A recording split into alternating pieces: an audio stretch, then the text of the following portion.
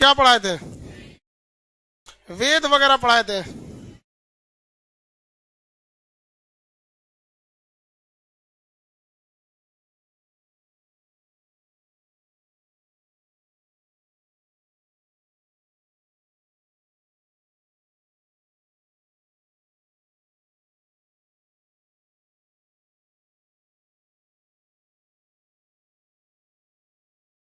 चलिए, जल्दी आप लोग, याद है कि नहीं आप लोगों को कहाँ तक पढ़ाए थे कुछ? जब तक आप एप्लीकेशन लाइव कीजिए, हम पीछे से धून धान के आते हैं एक दो ठोको।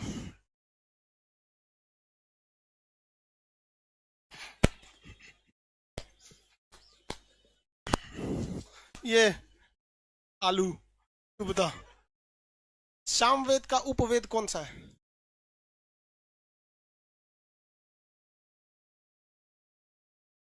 तुम खड़ा हो। यजुर्वेद का उपवेद कौन सा है? हैत्री। भैया वो तो ज्ञाता होता थे सा, वो भी हैत्री उसका ज्ञाता नहीं है। यजुर्वेद का उपवेद कौन सा है? मतलब उसी से मिलता जुलता दूसरा वेद। गंधवेद नहीं, अब बैठ जाओ। गंधवेद नहीं है, गंधर्व वेद। तुम बाबू पीछे घूमो, तो हट जाओ भैया, बेंच पे खड़ा हो ना। मारने में नहीं बनेगा, खड़ा हो जल्दी। हम खड़ा होंगे तो फिर ज्यादा थूट देंगे ना। उधर एप्लीकेशन लाइव पे तो लोग पीछे देखा कर, लड़कवा कौन सी देख रही है सब। वो ये जो भकोल टाइप का एकरा का फायदा है देख के। चल जल्दी खड़ा हो। हाँ हाँ। अरे इस पे, इसको थूथूर पे लग जाएगा, खड़ा ऊपर।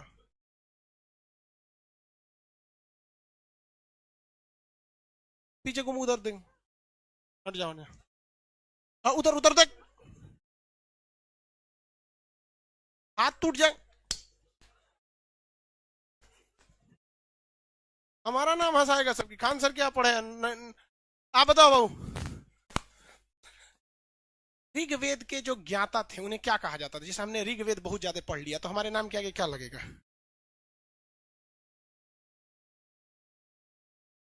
नहीं याद है तो कोई बात नहीं, हम है ना। आप हटिए, पीछे पीछे, ये दीजिए, ये। हाँ हाँ, ये। और उधर हट जाओ, हट जाओ। एप्लीकेशन लाइव हो गया? लाइव हो गया? आगे कितने लड़के अभी आ गए सब? 6-7 हजार आ जाए सर, तो कितने आ गए सर? चलिए, एप्लीकेशन वाले सब लोग को गुड मॉर्निंग, लाइव वाले सब लोग गुड मॉर्निंग। थोड़ा सा जब तक आप लोग लाइव हो रहे होते हैं तब तक हम पीछे धो देते हैं। देखो भैया, होत्री इधर से जवाब दे रहा है एप्लीकेशन वाले। आप लोग पटना आ गए हैं ना, बहुत मुश्किल से माँ बाप पैसा दिया है। एप्लीकेशन वाले लड़के या लाइव सेंटर वाले लड़के आपसे कम पैसे में पढ़ रहे होते हैं। सबसे कम तो एप्लीकेशन वाले पढ़ते हैं। लाइव वाले लोग के लिए भी अच्छा सुविधा है। अपने अपने डिस्ट्रिक्ट में जमुई का क्लास बंद था, आपका सेंटर चेंज हो रहा था, इस वजह से जमुई वाले लोग, आपका सेंटर अभी नया खुल गया, अब आप वहां ज्वाइन कर सकते हैं। आप मेहनत करके पढ़ाई कीजिए ना। कल चिल्ला चिल्ला के पढ़ाएं आपको, नोट्स दिए, याद कराएं। अब आपको क्या लगता है दूसरा दिन आएगा आपको पढ़ने के लिए? मेरा नाम हंसाएगा सब? नहीं हंसाएंगे सब। हमारा नाम हंसाएगा। हम सेम वैसे ही पीटते हैं जैसे लॉकडाउन में पुलिस पीटती है। डंडा का भी अंतर नहीं है, यही डंडा था लॉकडाउन में पुलिस के। ठीक है। और लड़का और लड़की दोनों को एकदम सेम पीटते हैं। कोई मतलब भेदभाव नहीं, क्योंकि हमारा संविधान का अनुच्छेद 15 कहता है जाति, धर्म, लिंग, जन्म स्थान के आधार पर कोई भेदभाव नहीं। इसलिए हुमच के मारो। यहाँ पे कितनी लड़कियां हैं जो यहाँ क्लास केवल इसलिए छोड़ दी कि बहुत बुरी तरह से पीट दिए। देखो को तो बुखार लग गया था, गार्जियन लेके आई थी। हम कहे कि देखिए आपकी लाडली बेटी बहुत प्यारी है, तो आप इसे प्लीज घर में रखिए या मेरे पास मत भेजिए। हमारे पास सब बराबर है। ये थोड़े पहचानता है कि लड़का है कि लड़की है। और हम पीटते नहीं है, पीटता तो ये है। चलिए आप स्टार्ट करते हैं हम लोग। आवाज बढ़ा दीजिए। एप्लीकेशन वाले लोग लाइव सेंटर जल्दी बैठिए। Jamui Bihar Sharif centre number 1। यो लड़की सब लेट आती है सब, जल्दी बैठो बाबू। इसके पहले हम आपको क्लास में समझा दिए थे वेद के बारे में। वेद की संख्या 4। हर वेद का अपने ज्ञाता थे और हर वेद का एक उपवेद था और उस उपवेद के अपने ज्ञाता थे। और वेद का, हर वेद के पास 2 या 1 की संख्या में ब्राह्मण ग्रंथ थे। एक ऋग्वेद के ब्राह्मण ग्रंथ का ट्रिक क्या था? ऐतरेय ब्राह्मण ग्रंथ कौस्तुकी। उस बताया था गंध वेद, गंधर्व वेद को गंध वेद। देखो ये तो भैया ऋग्वेद का है। ऋग्वेद के सामवेद का बताइए तो क्या था? हाँ, पंचवीस। सामवेद का पंचवीस, पंचवीस। और यजुर्वेद का सतपथ और तैतर। और गोपथ, गोपथ किसका था? हाँ, अर्थर्व वेद। तो ये तक तो बता दिए थे आप लोग को। आप लोग इसको रिवाइज अच्छे से करिए, लोग जितने लोग हैं अपने लॉज वगैरह में सबको बताते रहिए। रिवीजन का सबसे अच्छा तरीका है दूसरे को पढ़ाइए, अदरवाइज रिवीजन करते रह जाइएगा। यहाँ लाखों लड़के आते हैं लौट के पटना से चले जाते हैं, पटना का रिजल्ट का रेशियो केवल 4% है। आपके क्लास में जितने लड़के बैठते हैं या आपके लॉज में जितने हैं या पटना में जितने लड़के हैं, यहाँ केवल 4% का रिजल्ट होगा। ये हम नहीं कह रहे, ट्रैक रिकॉर्ड देखिएगा अपने लॉज का। जो लापरवाही करेगा वो ऐसे होगा। जुनून, जवानी, ये दो ऐसा चीज है कि एक बार चढ़ गया तो फिर उतर जाता है। अब हम लोग बुढ़ौती की ओर चढ़ेंगे कि और हटा कटा होंगे लोग। वैसे ही जुनून होता है, एक बार अगर आपके अंदर पढ़ाई का जुनून आ गया ना, तो 1 से 2 साल बाद ये जुनून धीरे धीरे घटने लगेगा। इसलिए अभी वक्त है, जुनून है, जी जान लगा के पढ़ लीजिए, नहीं तो फिर भुगतिएगा। हमसे क्या, हमको ना आप दीजिए, हम आपकी नौकरी में हमारा केवल ये हमको यही मिलेगा कि 1 किलो नौकरी में 1 किलो लड्डू मिठाई ले आता है। आपकी नौकरी होगी तो क्या होगा? 1 किलो मिठाई। लड़की रहती है तो आधा किलो ले आती है, इससे ज्यादा कुछ नहीं। आधा से ज्यादा कबो कोनो लइबे नहीं करती है। एगो को हम बोले थे कि तुम और लेके आओ उसको, तो वो चल गई थी वापस। चलिए अब आगे देखते हैं हम लोग। वेद वगैरह को पढ़ना बहुत जरूरी है। वेद पढ़ा दिए, उपवेद पढ़ा दिए, उपवेद पढ़ा दिए। उपवेद के बाद हम क्या पढ़ा दिए? नहीं, ज्ञाता वगैरह तो इसी में आप उसको अंदर समझिएगा कि भाई इसके भी ज्ञाता, इसके ब्राह्मण ग्रंथ, ब्राह्मण ग्रंथ, ये ब्राह्मण ग्रंथ। अब इसके बाद देखिए एक होता है आपका आरण्यक। कौन सा? आरण्यक। आरण्यक, आरण्यक किसे कहा जाता है? वैसी किताब जिसकी रचना जंगल में की गई थी उसे आरण्यक कहते हैं। भाई साहब पहले पूरी दुनिया में जंगल ही जंगल था, समझ में गया? पूरी दुनिया में क्या था? जंगल ही जंगल था। इस वजह से, जंगल के वजह से आरण्यक ही, जितनी किताबें लिखी गई हैं सब का सब क्या है? आरण्यक है। लेकिन आप याद कीजिए, वेद त्रयी हम आपको पढ़ाए थे। क्या पढ़ाए थे? वेद त्रयी। वेद त्रयी उस किताब को कहते हैं जो बहुत प्राचीन है। 3 ही किताब थी। कौन कौन? ऋग्वेद, सामवेद, यजुर्वेद। ऋग्वेद, सामवेद, यजुर्वेद, ये 3 किताब वेद त्रयी में आता है। इसके 600-700 साल बाद क्या हुआ था? अर्थर्वेद। अर्थर्वेद जब चल रहा था, लिखने का काम चल रहा था, तो दुनिया अब नगरीकरण की ओर चल दी थी। नगरीकरण कहने का सेंस क्या है कि अब शहरीकरण बनने लगा था, सिटीज वगैरह बनने लगे थे। अब सिटीज का मतलब ये नहीं कि स्काई स्क्रैपर्स या बिल्डिंग वगैरह बनने लगी, कि उस शहर का मतलब होता है कि व्यवस्थित ढंग से रहना। तो अर्थर्वेद के समय धीरे धीरे अब लोग शहरीकरण की ओर जा रहे थे, जिस वजह से जंगल कम हो गए थे। अतः शहरीकरण होने की वजह से अर्थर्वेद की ज्यादातर रचनाएं जंगल में नहीं की गई हैं। देखिए, आरण्यक कोई किताब नहीं होता है। जैसे मान के चलिए हम कुछ लिख दें, जैसे यहाँ पे हम कुछ इस पे लिख दिए सपोज यहाँ पे, तो हम पटना में बैठ के लिखेंगे तो नॉर्मल ये क्या कहलाएगा? वेद। और इसी को हम राजगीर के जंगल में बैठ के लिखेंगे तो वो क्या हो जाएगा? हाँ, आरण्यक हो जाएगा। तो ऋग्वेद के ज्यादातर चीजें कहाँ लिखी गई हैं? जंगल में बैठ के, इसलिए ऋग्वेद क्या है? आरण्यक है। सामवेद की ज्यादातर चीजें कहाँ लिखी गई हैं? जंगल में, तो उसमें क्या लिखा गया? आरण्यक ही है। यजुर्वेद की भी ज्यादातर हिस्सा कहाँ लिखा गया है? जंगल में, तो वो भी क्या है? आरण्यक है। लेकिन अर्थर्वेद के समय जंगल बहुत कम हो गए थे, लोग सिस्टमेटिक रहने लगे थे, इसलिए अर्थर्वेद जो था, अर्थर्वेद को हम आरण्यक में शामिल नहीं करते हैं। क्या कौन सा ऐसा वेद है जिसका आरण्यक नहीं मिला? हाँ, अर्थर्वेद का कोई भी आरण्यक नहीं मिला है। आगे बढ़ जाते हैं, किसी को कोई दिक्कत नहीं है। इसके बाद हम देखते हैं आगे, वेदांग, वेद के अंग, इसे क्या कहेंगे? वेदांग। वेदांग होते हैं, वेदांत नहीं। क्या कह रहे हैं भैया? वेदांग। वेदांग क्या है? ये वेद के अंग है। छोटे छोटे वेद के क्या होते हैं भैया? अंग होते हैं। तो वेदांग की संख्या कितनी होती है? 6। वेदांग की संख्या 6। इसका ट्रिक भी लिखा हुआ है आपके मटेरियल में। इसका ट्रिक क्या है भैया? व्याजो निशी कक्ष, व्याजो, व्याजो निशी कक्ष, व्याजो निशी कक्ष, 2 इसमें 2 इसमें 2 इसमें, ये एक ट्रिक है। हाँ, अच्छा ये वाला ये नीसी ऐसे रहेगा। अब कोई बात नहीं यार, सब दोनों को 100 ही पढ़ा जाता है यार, हमसे बता रहे ना, मात्रा हमसे गलत हो जाता है, ये सही हो भी नहीं सकता है। आधा जिंदगी खत्म हो गया, सही नहीं हुआ तो बुढ़ौती में कौन चीज सही होगा। देखिए ये ट्रिक है, किसी भी वेद को जब कोई व्यक्ति वेद पढ़ता है तो उसे वेद पढ़ने से पहले संस्कृत भाषा का ज्ञान होना चाहिए, वरना संस्कृत भाषा आप बोलना बड़ा क्लिष्ट हो जाता है। आप में जो लोग संस्कृत के होंगे वो लोग संस्कृत बोल लेते होंगे, अदरवाइज आप देखिएगा संस्कृत पढ़ने भी में भी थोड़ा सा हेजिटेशन होता है, खास करके हमको, मतलब आप लोगों को भी होता होगा, ऐसा नहीं है, ऐसा नहीं है कि संस्कृत बहुत टफ है, हम लोग उससे फेमिलियर नहीं है। साल भर में एक बार कब पूजा पाठ हुआ तो आदमी देखियो लेता है, अगर पूजा पाठ त्योहार ना रहे तो संस्कृत विलुप्त हो जाएगा कि नहीं, इसलिए हम लोग को थोड़ा वो क्लिष्ट लगता है। इसीलिए कहा गया है कि आप वेद पढ़ने से पहले उस वेद के जितने भी अंग है अर्थात वेदांग है उन्हें पढ़ लीजिए। क्या क्या चीजें, आप व्याकरण पढ़िए। क्या पढ़िए? व्याकरण। व्याकरण, व्याकरण मतलब क्या होता है भैया? उसका ग्रामर। व्याकरण मतलब ग्रामर, व्याकरण मतलब ग्रामर। तो आप बताइए, इंग्लिश से पहले आप लोग को नाउन प्रोनाउन नहीं देखा जाता है? हाँ, अरे नाउन प्रोनाउन ऐसे करके बहुत बचपन में आप लोग को पढ़ाया होगा, पढ़ाया गया कि नहीं? हाँ, वह हम लोग को भी बहुत, किसी चीज का नाम होता है तो नाउन होता है, उसके बदले में आएगा तो प्रोनाउन हो गया। ये हो गया जो से ज्योतिष। क्या हो गया? ज्योतिष। देखिए पुराण शास्त्र वगैरह में ज्योतिष की चर्चा बहुत ज्यादा महत्व है, पुराण एवं शास्त्र में ज्योतिष का बहुत ज्यादा महत्व है, तो ज्योतिष की भी जानकारी आपको होनी चाहिए।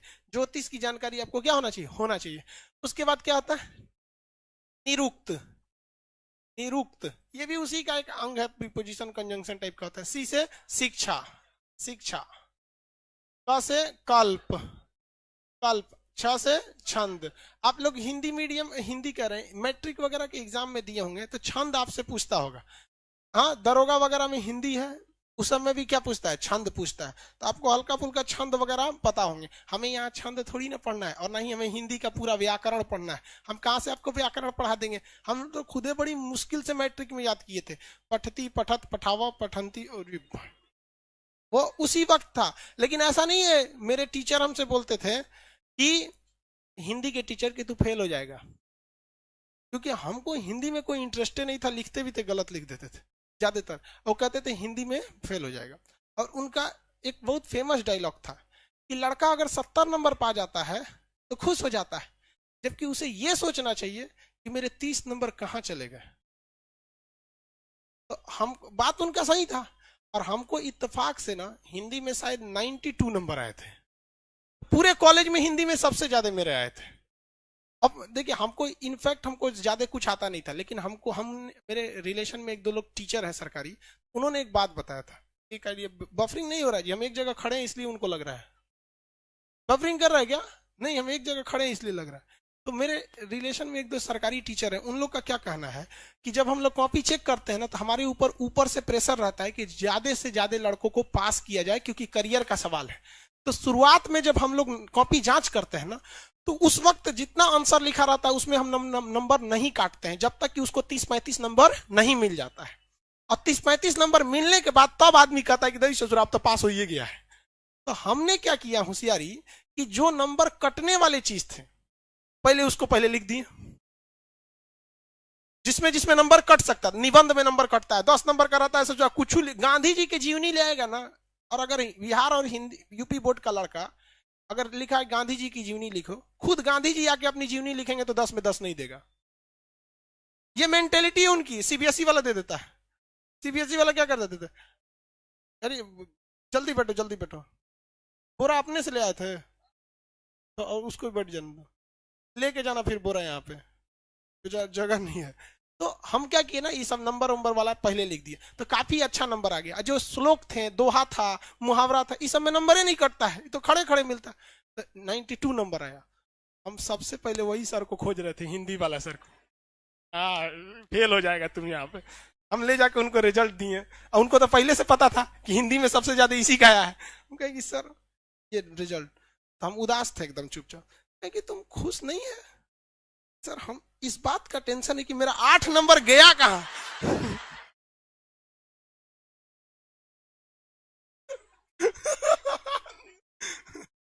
करे मजाक बना रहा है मेरा तू। हम कहे नहीं सर, आप ही ने तो सिखाया है।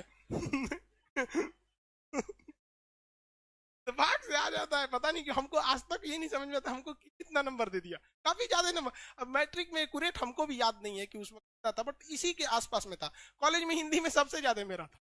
तो उस वक्त व्याकरण वगैरह काफी पढ़ा गया था। आप लोग भी पढ़े होंगे व्याकरण, तो वही व्याकरण की इसमें चर्चा है। भारत में व्याकरण की सबसे बेहतरीन किताब अगर कोई है तो अष्टाध्यायी है। क्या है? अष्टाध्यायी। किताब का नाम क्या है? अष्टाध्यायी। किसने लिखा है? पाणिनि ने। अष्टाध्यायी पुस्तक किसने लिखा है? पाणिनि ने लिखा है। अष्टाध्यायी पुस्तक पाणिनि ने लिखा है। आपको मटेरियल मिल गया क्वेश्चन पुस्तक का, एप्लीकेशन में आज डाल दीजिएगा, अभी क्लास खत्म एप्लीकेशन में भी डाल देंगे। इस किताब को अच्छे से याद रखिएगा। रेलवे एनटीपीसी जितना क्वेश्चन पूछा है हर सेट में इससे क्वेश्चन आएगा। जितना आपको दिया गया ना उसमें देखिए हर सेट में एक क्वेश्चन आएगा, जाके मिला लीजिएगा घर। यहाँ लाइव वाले लोग को अभी डाल दिया, लाइव सेंटर वालों को भेज दिया गया, एप्लीकेशन वालों को क्लास के बाद डाल देंगे। तो ये हो गया व्याकरण, पाणिनि ने लिखा है। ज्योतिष की सबसे बेहतरीन किताब जो थी बृहद संहिता। क्या था? बृहद संहिता। किताब का नाम बृहद संहिता। कौन सी किताब? बृहद संहिता। बृहद संहिता को लिखा किसने था? व्राहमीर ने। किसने लिखा? व्राहमीर ने। प्राचीन भारत में हमारा गणित और ज्योतिष सबसे बेहतरीन था। गणित और ज्योतिष हमारी बहुत बेहतरीन थी। तो ज्योतिष की किताब सबसे बेहतरीन बृहद संहिता। ज्योतिष की किताब बृहद संहिता किसने लिखा था? व्राहमीर। याद रखिएगा कैसे, सिंपल सा, व से बृहद संहिता, व से व्राहमीर। इसका तो बहुत फेमस किताब है। पाणिनि की रचना अष्टाध्यायी, ये बहुत फेमस किताब है। पाणिनि की रचना अष्टाध्यायी। पाणिनि की रचना क्या? अष्टाध्यायी। अब भाई बाकी इस सब में कोई दिक्कत नहीं। निरुक्त के लिए निरुक्त शास्त्र, शिक्षा शास्त्र, कल्प शास्त्र, छंद शास्त्र, ये इसके लिए कोई अलग से किताब नहीं है। तो आप बताइए वेदों के कितने अंग होते हैं? वेदों के कुल अंग, वेदों के अंग 6 अंग होते हैं। कौन कौन से? शॉर्टकट में क्या कहते हैं? व्याजो, निशि, कच्छ। व्याकरण, ज्योतिष, निरुक्त, शिक्षा, कल्प, छंद, दो दो करके याद रखें। समझ में गया? इससे क्वेश्चन कैसे पूछेगा? कह देगा इनमें से कौन सा वेदांग नहीं है। तो वेदांग टोटल कितने हैं? 6। उसी में दे देगा। लास्ट में ऑप्शन डी पे लिखा रहता है आरण्यक, तो ऑप्शन डी लगा देंगे। इनमें से कौन सा वेदांग नहीं है? Option D. अरे ऑप्शन डी लगा के चलाना है। आरण्यक को क्या नहीं है? वेदांग नहीं है। अब आगे समझते हैं हम लोग पुराण किसे कहते हैं। वेद तो बड़ी देख लिए हम लोग, वेद देख लिए ना, किसी को दिक्कत नहीं ना वेद में? अरे बड़ी सब चीज है। वेद, वेद के ज्ञाता, उपवेद के ज्ञाता, ब्राह्मण ग्रंथ, आरण्यक, ये सब। अब हमने को क्या देखना है? पुराण। देखिए पुराण में ना ये भारत के जितने भी प्राचीन राजवंश थे और भारत की प्राचीनतम संस्कृति की चर्चा किसमें है? पुराणों में है। पुराणों की संख्या कितनी है? 18 पुराण है। टोटल पुराण कितने हैं? 18। ब्रह्म पुराण बहुत ही प्राचीन है, ब्रह्म पुराण है। इसमें 3 पुराण से आपको क्वेश्चन अक्सर पूछे जाते हैं। आपको 18 पुराण याद नहीं रखना है, नहीं आपसे क्वेश्चन पूछे जाएंगे। पुराण को गलती लिख दिए हैं। अब ठीक है? हाँ ठीक है ना? वो गलती लिख दिए होंगे। चलिए एक आपको याद रखना है। आपको कौन सा भैया? विष्णु पुराण। कौन सा पुराण? विष्णु पुराण। दूसरा याद रखना है मत्स्य पुराण। तीसरा याद रखना है वायु पुराण। वायु पुराण, वायु पुराण। ये 3 तो याद रखना है आपको। ठीक है?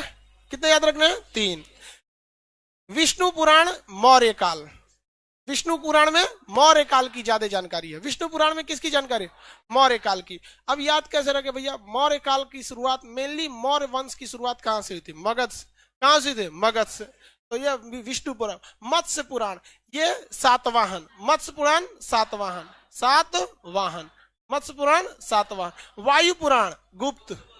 वायु पुराण गुप्त वंश। वायु पुराण गुप्त वंश की जानकारी है। देखिए पुराणों में भारत की संस्कृति की भी चर्चा है, विष्णु भगवान के अवतारों के भी इसमें चर्चा किया गया है, कई जगह पे है सभी चीजें।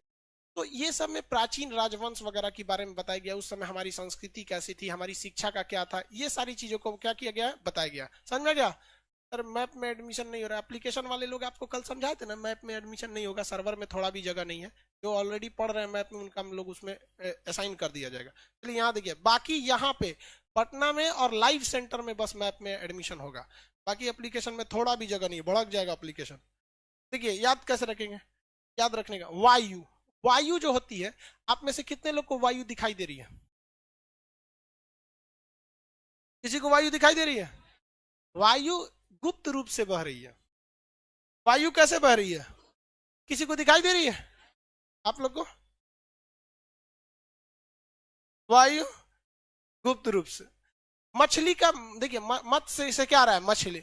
अब जब आपके घर में मछली उछली बनता होगा तो पिताजी तो बनाते नहीं होंगे, ज्यादातर मछली उछली के काम महिला ही करती है खाना बनाने में। और भारत में वो कौन सा ऐसा राजवंश था जो मातृ सत्तात्मक था? सातवाहन। हालांकि सिंधु सभ्यता भी था, लेकिन कोई प्रमाण मिला ही नहीं। सिंधु सभ्यता को तो हमने अपने अनुमान के हिसाब से बता दिया कि मातृ सत्तात्मक। कोई लिखित लिखित तो मिला है, पढ़ा ही नहीं गया तो कंफर्म कैसे है? हाँ? तो भारत में मातृ सत्तात्मक कौन सा था? मछली उछली कौन बनाती है? लोग, महिला। मातृ सत्तात्मक कौन था? सातवाहन। तो ऐसे ट्रिक लेके याद रखेंगे। विष्णु पुराण, पुराण मौर्य काल, विष्णु पुराण मौर्य काल। अब देखिए हम लोग ना, मौर्य काल बेसिकली उत्तर भारत से स्टार्ट हुआ था। हालांकि उत्तर भारत से स्टार्ट होते होते पाकिस्तान अफगानिस्तान तक चला गया। पाकिस्तान और कहां तक चला गया? अफगानिस्तान तक चला गया। तो इसमें तो कोई रोक टोक नहीं था, लेकिन बेसिकली कहां से था? उत्तर भारत से।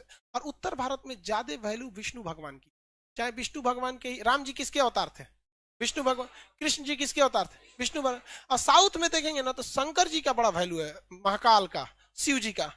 साउथ इंडिया में जाके देखेंगे ना, शिव जी का। इवन आप साउथ की मूवी भी देखेंगे ना, शिव जी की काफी ज्यादा उसमें क्या है? महत्व है। मुंबई में जाएंगे तो गणपति बप्पा मोरिया, है कि नहीं? तो अपना अपना वो है, सब सब लोग एक ही है भाई, बस बुराई पे मत चलिए, यही सबसे बड़ा धर्म है। तो मौर्य वंश बेसिकली कहाँ चला था? उत्तर भारत से। मौर्य वंश उत्तर भारत। और उत्तर भारत में किस भगवान की? इन्हीं के। सब लोग जितने अवतार थे लोग सब किसके थे? विष्णु भगवान के। तो मौर्य वंश की जानकारी विष्णु पुराण। मत सातवाहन की जानकारी मत्स्य पुराण। गुप्त वंश की जानकारी, हाँ, इसी में कहा गया था समुद्रगुप्त का घोड़ा कितने समुद्रगुप्त का घोड़ा कितने समुद्र का पानी पीता है? भारत जो है ऐसे है, भारत में इधर एक अरब सागर है, एक समुद्र, नीचे में हिंद महासागर दूसरा समुद्र, इधर बंगाल की खाड़ी तीसरा समुद्र। इसका मतलब ये हरगिज नहीं हुआ कि ससुरा सुबेरे पानी यहाँ पिएगा, शाम को यहाँ पिएगा, रात में यहाँ पिएगा, मर जाएगा घोड़ा दांत चियर के। काम कब करेगा? दिन भर पानी पीते रहेगा वहां पे। तो बुलेट ट्रेन थोड़े है वहां पे। इसका मतलब ये था पहले आप पानी वहीं से पी सकते थे जो एरिया आपका है। आप दूसरे राजा के क्षेत्र में जाके पानी पिएंगे तो गिरफ्तार हो जाएंगे कि पानी कैसे पिया। अब छोड़ी ना, आज ही जाके लाइए ना पाकिस्तान से पानी। आज भी तो वही चीज है। पाकिस्तान, वो अलग बात है कि हमारा और नेपाल से रिलेशन अच्छा है, जब तक ये ओली चाचा पगलाए नहीं है। ये ओली को पता नहीं क्या हो गया।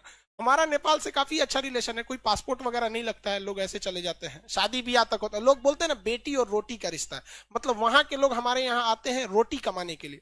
और हमारे यहाँ बहुत सारी शादियां हो जाती है नेपाल में।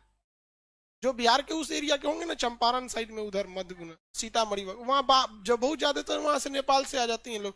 दिक्कत क्या, हम लोग की कल्चर एक जैसा है। तो पहले कहने का सेंस क्या है, समुद्रगुप्त का इतना बड़ा साम्राज्य था कि ये कहां तक पीता था पानी? पूरे का पूरे तीन तीन समुद्र का क्या कर सकता था? पानी पी सकता था। मतलब पूरा दक्षिण भारत पे उसने क्या कर लिया था? कब्जा कर लिया था।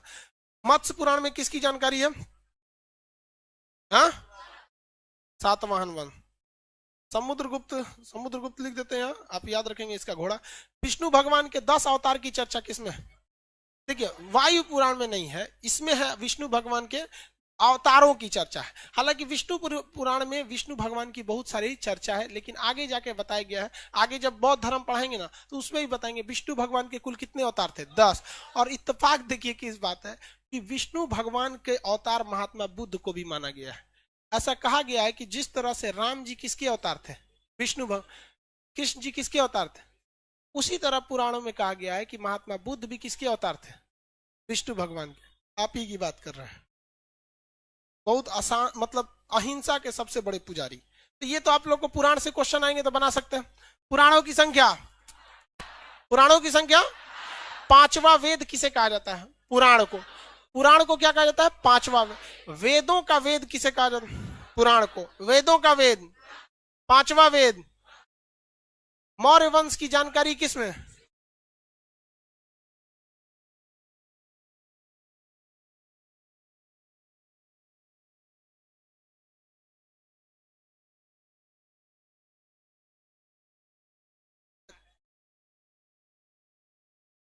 नीचे कौन है देखिए, हॉल नंबर 2 वाले लड़के थोड़ा सा 2 मिनट रुक जाएंगे आप, थोड़ा सा। अरे हॉल नंबर 2 का लड़का लोग 1 मिनट, पटना हॉल नंबर 2 का लड़का लोग थोड़ा सा शांति बैठ जाएंगे। इसका क्लास एक प्रोजेक्टर थोड़ा सा भूख भाग कर गया है, तो ऐसा चिल्ला रहा है जैसे लग रहा है कहीं आग उग लग गया है। अरे बेवकूफ कहीं का, आराम से बोलो।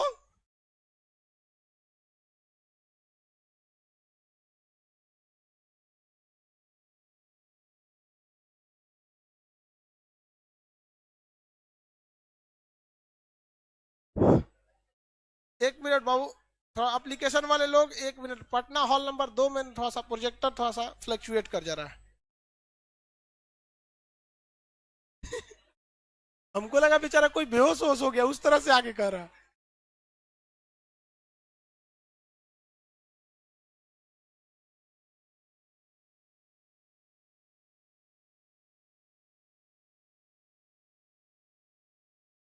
वो एक्चुअली बाबू थोड़ा सा प्रॉब्लम ये होगा ना, हॉल नंबर 2 के लड़के एक्चुअली प्रोजेक्टर 10 महीने से लॉकडाउन में बंद था।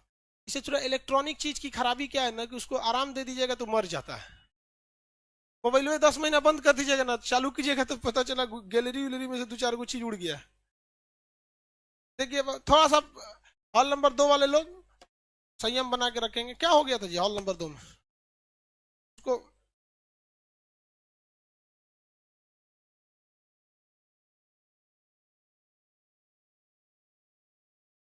जब तक आप लोग थोड़ा मन मन रिवाइज कीजिए, एक्चुअली क्या आएगी, थोड़ा सा आगे बढ़ जाएंगे तो हल्ला करने लगेगा।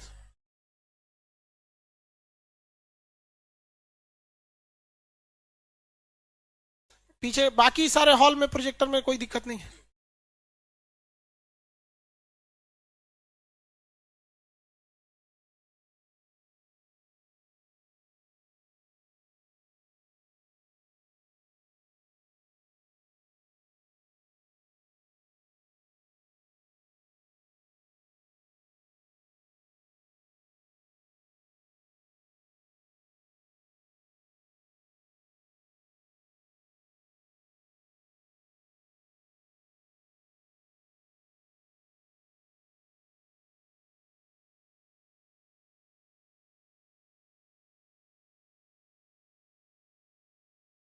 हॉल नंबर 2 वाले लोग आपका प्रोजेक्टर ठीक हो गया।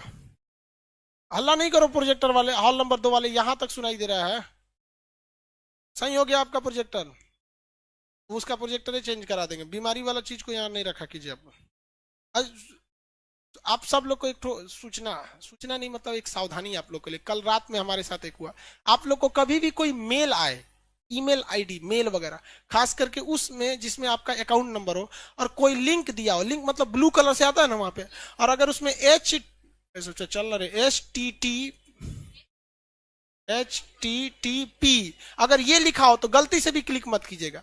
HTTP जब तक सिक्योर एस ना लिखा हो तब तक मत क्लिक कीजिएगा। सिक्योर जब तक नहीं लिखा है तब तक क्लिक नहीं करेंगे। तो जो मेरा आज 6 मिलियन होने जा रहा है, तो रात में हमको सोचे कि एक बार देखते हैं, तो यूट्यूब की ओर से एक मेल आया कि यूट्यूब की ओर मेल आया, उसने कहा कि thanks to we are congratulation you Khan GS research centre, it's our advice to you, हमारी आपकी एक सलाह है, तो please open the caption sign. Caption एक बटन होता है, अगर हम वीडियो डालते समय कैप्शन पे क्लिक कर देंगे ना, तो जिस भाषा में हम कैप्शन क्लिक किए रहेंगे उस भाषा में ऑटोमेटिक नीचे लिख देगा। जैसे आप कुछ कुछ गाना सुनते होंगे, मूवी देखते होंगे हॉलीवुड की ना, तो नीचे कुछ कुछ लिखने आता है, हाँ सब टाइटल, उसको कैप्शन में लगा देते हैं लोग, वहां पे सब टाइटल। तो उसने कहा कि आप कैप्शन और सब टाइटल बना दीजिए।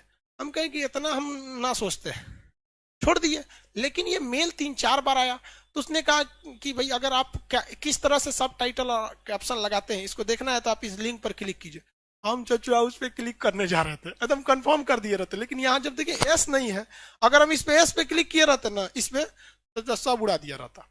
इसलिए आप सब लोग को कहते हैं भाई, अभी ये कल की बात है इसलिए अब आपको हिस्ट्री के क्लास में बता दिए, लेकिन इसका ध्यान रखिएगा आप लोग, जिसमें आपके पिताजी का माताजी का वो हो, मतलब बैंक अकाउंट वगैरह, उस सब से ये सब मत टच कीजिएगा, सब उड़ा देगा सब। यहाँ उस सब का दूसरे पुराण चलता है, कोई सिद्धांत नहीं। ये पुराण समझ में आ गया। अब इसके बाद हम लोग को देखते हैं उपनिषद। क्या देखते हैं? उपनिषद। उपनिषद का अर्थ होता है गुरु के समीप बैठकर ज्ञान प्राप्त करना। गुरु के समीप बैठकर ज्ञान प्राप्त करना क्या कहलाता है? उपनिषद। क्या कहलाएगा? उपनिषद। उपनिषद की संख्या कितनी है भैया? 108। लेकिन 108 को मान्यता नहीं मिला हुआ है। मान्यता कितने को मिला है? 13 को मिला है। कितने को? 13 को। जबकि पुराण की संख्या 18। पुराण की संख्या 18। उपनिषद की संख्या कह देगा तो 108 है, लेकिन प्रमाणित उपनिषदों की संख्या महज 13 है। उपनिषद के बारे में 2 क्वेश्चन पूछता है। उपनिषद का अर्थ क्या होता है? तो गुरु के समीप बैठकर ज्ञान प्राप्त करना। दूसरा क्वेश्चन पूछेगा कि उपनिषद में ब्राह्मणों का ज्यादा महत्व या राजपूतों का ज्यादा महत्व? किसका महत्व भैया? भाई साहब, इसमें राजपूतों का ज्यादा महत्व दिया गया, क्योंकि पहले भारत में शिक्षा को एक खास वर्ग से जोड़ दिया गया था कि भैया शिक्षा कौन देंगे? ब्राह्मण ही देंगे। और अभी भी देखेंगे ब्राह्मण लोग शिक्षा में बहुत आगे रहते हैं। भाई गरीब भी रहेगा तो भी पढ़ेगा, यही सबसे बड़ी उनकी ताकत है यहाँ पर। तो इसमें क्या किया गया? राजपूतों को क्या किया गया? महत्व दिया गया। तो ये एक तरह से कह सकते हैं कि राजपूतों ने ब्राह्मणों के खिलाफ एक शिक्षा में क्या लाया था? बदलाव लाया था। तो इसमें ज्यादा क्वेश्चन क्या पूछता है कि भैया ये किस उपनिषद का अर्थ क्या होता है? तो गुरु के समीप बैठकर ज्ञान प्राप्त कर। गुरु के समीप बैठकर ज्ञान प्राप्त करना। किसी को कोई दिक्कत?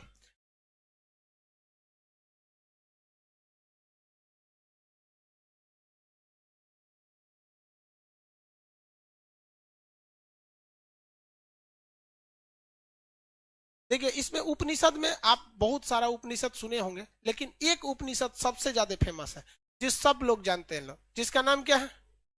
मुंडकोपनिषद। ये सब लोग जानते हैं। किस उपनिषद को? मुंडकोपनिषद। क्योंकि इसमें ही हमारा जो राष्ट्रीय वाक्य है, सच की हमेशा जीत होती है, सत्यमेव जयते। कौन सा? सत्यमेव जयते। सत्यमेव जयते शब्द किस उपनिषद में है? मुंडकोपनिषद में। ये तो आपको पहले से पता होना चाहिए। मुंडकोपनिषद हमें पढ़ाना ही नहीं चाहिए। मुंडकोपनिषद ये आपको पहले से हम उम्मीद करते हैं कि आपको क्या होना चाहिए? पता रहना चाहिए। मुंडकोपनिषद याद रहेगा। सत्यमेव जयते। हालांकि ये शब्द जो है वो इसको इसे कहाँ लिखा गया भाई? सारनाथ जो है ना, अशोक स्तंभ, उसके नीचे भी ये चीज को लिखा गया है। लेकिन वो भी कहां से लाया गया था? मुंडकोपनिषद से। कौन से उपनिषद से? मुंडकोपनिषद। सबसे पहला उपनिषद याद रखेंगे और सबसे आखिरी उपनिषद याद रखेंगे। सबसे पहला और आखिरी उपनिषद से भी क्वेश्चन पूछे जा सकते हैं। तो सबसे पहला उपनिषद कौन था भैया? बृहद नारायण उपनिषद।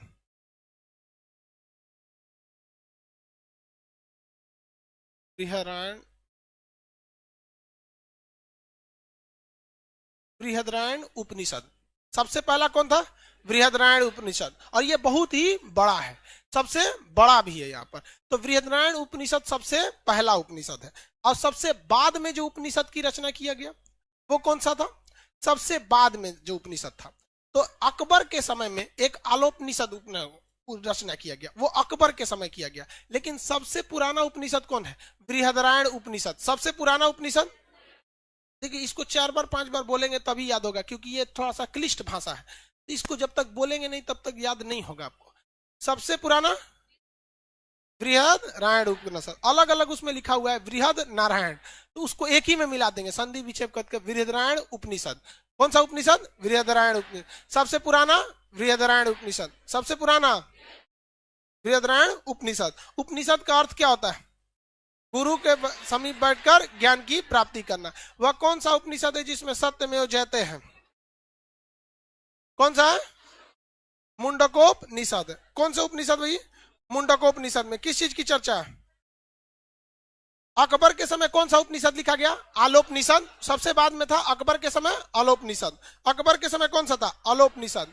अकबर के समय आलोपनिषद। कुछ एप्लीकेशन वाले लड़कों को देखिए कुछ प्रॉब्लम है। अकबर के समय बोलिए तो आलोपनिषद। तो ये सबसे बाद में कौन सा लिखा गया? आलोपनिषद। अब इसके बाद देखिए 2-3 ठो याद रखेंगे इसमें।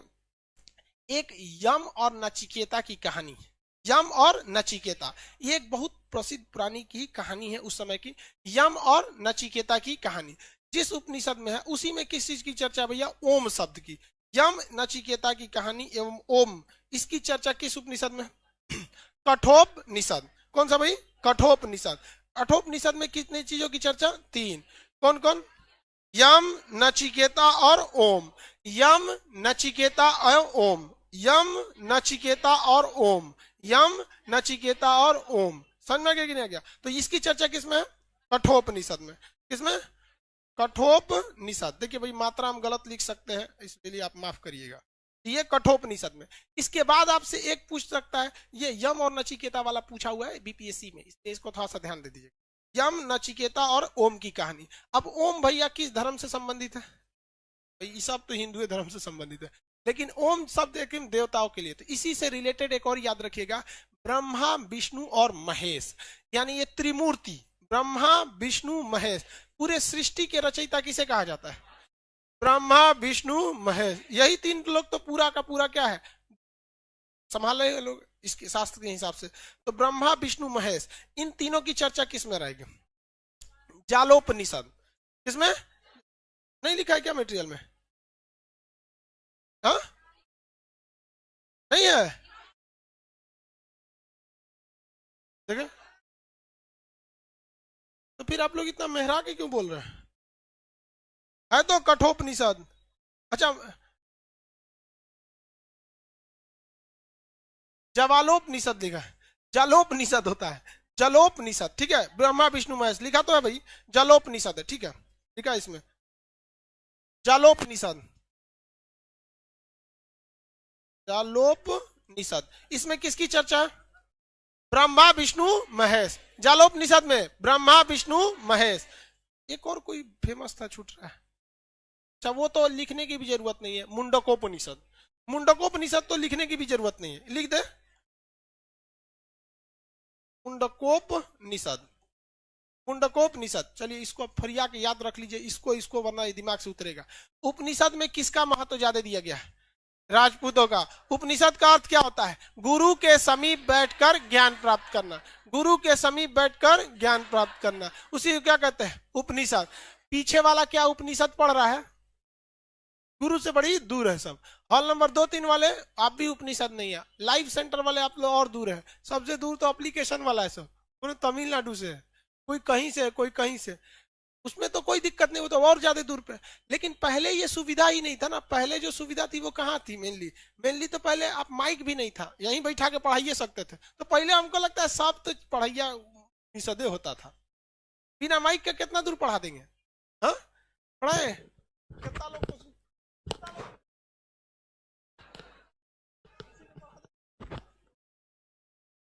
इस पे पढ़ाएंगे तो फिर कुछ सुनाई नहीं देगा, नहीं सुनाई देगा। तो पहले ऐसे पासे में गुरुजी चौकी उकी बिछा के पढ़ाते थे। हम लोग के भी टीचर तो चौकी पे पढ़ा देते थे, उनके घर जाते थे पढ़ने, चौकी उकी पे बिछा के पढ़ा देते। बचपन में आदमी बोरा पे पढ़ा है। हाँ भाई, बचपन में तो सब लोग बोरा पे पढ़े होंगे उस एज में। 1997-98 में बोरा बहुत बेहतरीन था। चौक ले लो, हम लोग एक स्लेट पे लिखते थे, लोग नाक बहते रहता था, इसे पोछ लेते थे। यहाँ तक शर्ट में लाइनिंग रहता था। चौक पोत पात के ले आओ। चलिए देखिए, मुंडकोपनिषद में किस चीज की चर्चा? सत्यमेव जयते की चर्चा मुंडकोपनिषद। सत्यमेव जयते, यम, नचिकेता और ओम, कठोपनिषद। यम, नचिकेता और ओम, यम, नचिकेता, ओम, ब्रह्मा, विष्णु, महेश, ब्रह्मा, विष्णु, महेश। सबसे बाद में अलोपनिषद, सबसे बाद में, सबसे पहले बृहदारण्यक उपनिषद, सबसे पहले बृहदारण्यक, सबसे बाद में ब्रह्मा, विष्णु, महेश, जालोपनिषद। ब्रह्मा, विष्णु, महेश, यम, नचिकेता, ओम, कठोपनिषद। यम, नचिकेता, ओम, यम, नचिकेता, ओम, सत्यमेव जयते, मुंडकोपनिषद। किसी को कोई दिक्कत नहीं यहाँ पे? अब इसके बाद एक और चीज था, स्मृति साहित्य। कौन सा साहित्य? स्मृति साहित्य। स्मृति साहित्य में 36 तो स्मृति साहित्य थे। जाते चलिएगा, आपके मिट है कि नहीं? क्या है स्मृति साहित्य? कितने थे? 36। कितने स्मृति साहित्य? 36 स्मृति साहित्य। इस स्मृति साहित्य में दो सबसे फेमस स्मृति, एक का मजाक उड़ा दिया गया, एक बहुत ज्यादा विवाद का कारण बन गया। याज्ञवल्क्य स्मृति साहित्य, याज्ञवल्क्य स्मृति साहित्य। याज्ञवल्क्य ऋषि थे, इन्होंने अपनी एक स्मृति साहित्य, स्मृति साहित्य मतलब किसी एक व्यक्ति की विचारधारा जो रहती थी उसे किसमें रख दिया गया था? स्मृति साहित्य में। तो याज्ञवल्क्य एक ऋषि थे, इन्होंने अपनी विचारधाराओं को अपनी किताब में लिखा, जिसका नाम रखा गया याज्ञवल्क्य स्मृति साहित्य। बड़ा मजाकिया टाइप का स्मृति साहित्य था। इन्होंने कहा कि संसार ही स्वर्ग है, इसलिए अपनी आत्मा को मत तड़पाओ। अगर तुमको मन कर रहा है क्या खाओगे तो कर्जा लेके भी पिज्जा खा लो, लेकिन खाओ, जो मन कर रहा है वो करो। यानी उस हिसाब से देखेंगे तो बिहार में तो बहुत लोगों का शराब पीने का मन कर रहा है, तो है कि नहीं। तो ये याज्ञवल्क्य ऋषि के थे। याज्ञवल्क्य ऋषि ने कहा था कि आप अपने शरीर वगैरह को नहीं तड़पाइए। मतलब कहने का सेंस था कि कर्जा लेके भी, उनका भाषा था, जिस तरह से उन्होंने कहा था समझा के, कि अगर आपको कर्जा लेकर भी घी पीना पड़े तो घी पीजिए, चटनी रोटी मत खाइए। भाई वो कर्जा भरेगा कौन, तो विजय माल्या बन जाएगा आदमी। खैर उसमें, लेकिन देखिए हमारी संस्कृति देखिए, अगर ये बात ये पाकिस्तान में बोले रहते ना, इनको अभी तक हरामी कुत्ता सब घोषित कर दिया जाता, लेकिन आज भी हम लोग इन्हें ऋषि कहते हैं, याज्ञवल्क्य ऋषि। अरे हम लोग की तो संस्कृति वो रही थी, जो शुक्राचार्य, जो राक्षसों के गुरु थे, उनको भी आचार्य कहा था। यही हमारी इतनी विशाल संस्कृति रही ना कि कोनो चोट्टा आके घुस गया। बाबर झाबर नाम का आदमी आजकल कुत्ता पाल रहा है, इसे चुरा सब आके घुस गया रहता सब यहाँ पे। तो कुछ हम लोग से गलती भी हो गई, समझ में आ गया कि नहीं। तो अति ज्यादा सहानुभूति, अति विनम्रता भी हमारे लिए एक तो क्या हो गया, घातक हो गया। खैर जो इतिहास को तो हम बदल नहीं सकते, लेकिन आगे तो सुधार सकते। अब आया मनु स्मृति। मनु स्मृति भाई इसे सबसे प्राचीन राजनीतिक किताब कहा जाता है, इसे मनु स्मृति का। मनु स्मृति में बहुत सारी चीजें कही गई हैं, बहुत सारी अच्छी चीजें भी हैं। मनुस्मृति में किस तरह से शासन करना चाहिए, किस तरह से कर्मचारियों को दबा के रखना चाहिए। लेकिन इसमें दो जगह आके विवाद फंस जाता है। यहाँ महिलाओं को और दलितों को बहुत ही निम्न दिखा दिया गया। मतलब इस किताब के हिसाब से महिलाएं और दलित जो होते हैं बहुत ही समाज के मतलब अलग कोटि में उनको क्या कर दिया जाता है, जगह दे दिया है। जिस वजह से इसका महिलाएं और मतलब दलित इसका विरोध करते हैं। किस किताब का, मनुस्मृति। इसका मनुस्मृति का, समझ में आ गया कि नहीं आ गया। लेकिन ये बहुत प्राचीन किताब है, राजनीति से संबंधित बहुत प्राचीन किताब है। हालांकि मनुस्मृति पे तो ये भी हो गया है कि भारत का संविधान हटा के मनुस्मृति लगा दिया जाए। अभी एक तो आदमी, हम ट्रेन में आ रहे थे ना, तो एक बहस कर रहा था। हम कहे भाई साहब अब इसका मतलब हमको ये पूरी किताब पढ़ना पड़ेगा तभी हम कुछ बता सकते हैं, और हम भी पूरी तरह से मनुस्मृति पढ़े नहीं है, जिस हिसाब से कि हम वहां बहस करने लगे नहीं हमारा संविधान अच्छा है या ये खराब है। क्योंकि आप दो चीज में कंपैरिजन तभी कर सकते हैं ना जब दोनों पढ़े हो। हम तो भैया संविधान पढ़े हैं, हमको लगता है कि ठीक है, अब भाई साहब हमको लगता है कि वो पढ़े होंगे, उनके हिसाब से वो ठीक होगा।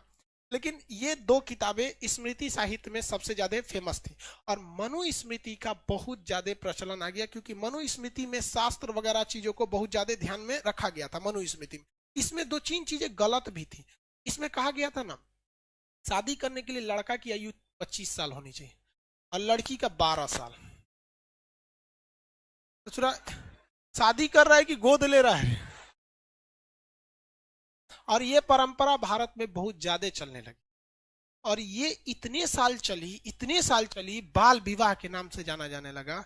ये परंपरा बहुत ज्यादा, एक मतलब एक 12 साल की लड़की, उसको क्या समझ में आ रहा हो कि ब्याह करके भेज दिया लो। तो ये एक तो वो लोग छोड़िए, मतलब एक तो अपने वो लोग का दिमाग बहुत तेज होता है, ऊपर से 12 साल में वो क्या, 12 साल के लड़के को आदमी दुलार से गोदी उठा लेता है। हमारे पड़ोस में मतलब बहुत लड़के घर जाते नहीं यहाँ से, तो 11-12 साल का लड़का आदमी उसको गोद में उठा लेता है। हालांकि वो गोद में खिलाने लायक नहीं है, लेकिन फिर भी आदमी 11-12 साल के लड़कों को आदमी गोद में खिला लेता है। कितना एज होता है उसका, 5-6 में पढ़ता होगा, यही पढ़ता होगा। उसे तो बियाह करा दिए। आई बोका को देखिए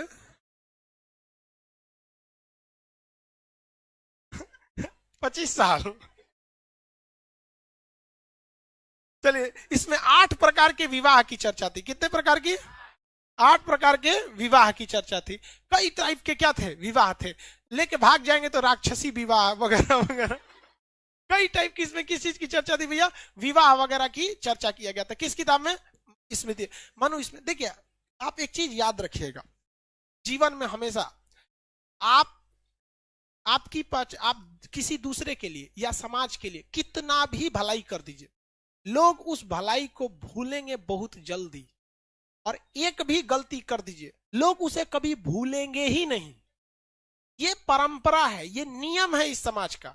हम हो या आप हो, आप अपने रिलेशन में, दोस्तों में, मम्मी पापा में, भाई बहन में, कल को शादी ब्याह हो जाएगी, उसमें आप किसी के लिए जान दे दीजिए। ये मानव की टेंडेंसी है, इसमें आप उदास नहीं होइएगा, बल्कि इसे समझ के अपनी जिंदगी को उसी हिसाब से ढाल दीजिएगा। किसी के लिए एहसान करने जा रहे हैं तो याद रखिएगा ये 2 से 3 दिन में भूल जाएगा। और अगर किसी को आपने डांट दिया भी ना, तो एक बात याद रखिएगा कि ये साला जिंदगी भर नहीं भूलेगा। समझा गया कि नहीं? लड़की सब तो अगले जन्म तक याद रखेंगे। सर तुम मेरे पापा हो ना, पिछले जन्म में डांटे थे, मैगी नहीं खाने दिए थे, हम इस जन्म में भी गुस्सा है। तो ये दुनिया का उसूल है। इसलिए आप अपनी जिंदगी को इस हिसाब से ढालिएगा कि किसी से उम्मीद नहीं रखिएगा, क्योंकि दुनिया केवल मतलब से चलती है। समझ में गया? दुनिया गोल है, कोई कहता है चपटा है, भैया दुनिया मतलबी है। यहाँ यार इंसान की मेंटेलिटी ये होती है कि बारिश के बाद छाता बोझ लगने लगता है। छाता कहाँ है? 5 मिनट पहले तुमको भीगने से वही बचाया था। ये दस्तूर है दुनिया का, इसलिए हमेशा याद रखिएगा। मनुस्मृति में क्या अच्छाइयां हैं ये दुनिया कभी नहीं याद रखेगी, लेकिन मनुस्मृति में बुराइयां क्या है ये हर दुनिया के जुबान पर आएगा। इतिहास आपको यह नहीं पढ़ाया जाता है कि आप इसे सब्जेक्ट की तरफ पढ़ के निकल जाए, बल्कि इससे सीखिए कि इतनी बड़ी किताब जिसे हिस्ट्री का सिलेबस बनाया गया, लेकिन इसको हमेशा कोई भी टीचर जब भी इसे पढ़ाएगा तो एक निगेटिव के हिसाब से ही पढ़ाता है, क्योंकि ये दस्तूर है दुनिया का कि आपकी निगेटिव चीजों को हमेशा ध्यान दिया जाएगा। नाथूराम गोडसे का दूसरा किसी को कुछ भी नहीं पता रहेगा, लेकिन एक चीज जरूर पता रहेगी, महात्मा गांधी को मारा था। तो ये दस्तूर है, आपको इस हिसाब से अपनी जिंदगी को ढालना पड़ेगा। नहीं ढालेंगे ना तो आपसे विशाल विशाल जीव थे, डायनासोर मर के चल गए इस पृथ्वी से। अगर आप अपने आप को प्रकृति, वातावरण और समय के अनुसार नहीं ढालेंगे ना तो विनाश निश्चित है आपका। तो आप अपने समाज के हिसाब से खुद को ढाल दीजिए। उसी हिसाब से बोला जाता है जैसा देश वैसा भेष। इसमें कितने प्रकार के विवाह की चर्चा थी? 8 प्रकार की। सबसे अच्छा विवाह जो होता है मम्मी पापा जो ढूंढ के लाते हैं वो। उसके बाद क्या है, इसमें संस्कार की चर्चा है। क्या है? संस्कार। 16 ठो संस्कार देना है किसी भी बच्चे को। कितने संस्कार देने? 16। संस्कार तो चालू हो जाता है जब से बच्चा जन्म नहीं लिया है तब से। माँ के पेट में भी है तो माँ को बहुत सारे पूजा अर्चना यज्ञ वगैरह करने होते हैं। जब बच्चा जन्म लेता है तो वो भी एक संस्कार है। उसका मुंडन होता है वो एक संस्कार है। उसे जनेऊ पहनाया जाता है वो एक संस्कार है। पढ़ने जाता है वो संस्कार है। जब गुरु के पास पहला बार एडमिशन लेता है वो संस्कार है। यही वजह है कि संस्कार से बनी है हमारी संस्कृति। और हम लोगों को बचपन से लेकर जब तक मर नहीं जाते हैं, अंतिम में जब उसे जलाया जाता है, हमारे देह को जला दिया जाता है, जिसे कहते हैं दाह संस्कार, वही है हमारा 16वां संस्कार। और 16वां संस्कार अंतिम संस्कार होता है। तो हमारा जन्म से लेकर मृत्यु तक हम एक संस्कार में बंधे हुए हैं, और इसी संस्कार से बनती है हमारी संस्कृति। और भारत की संस्कृति दुनिया में सर्वश्रेष्ठ संस्कृति है, जो इसी किताब से मिला हुआ है।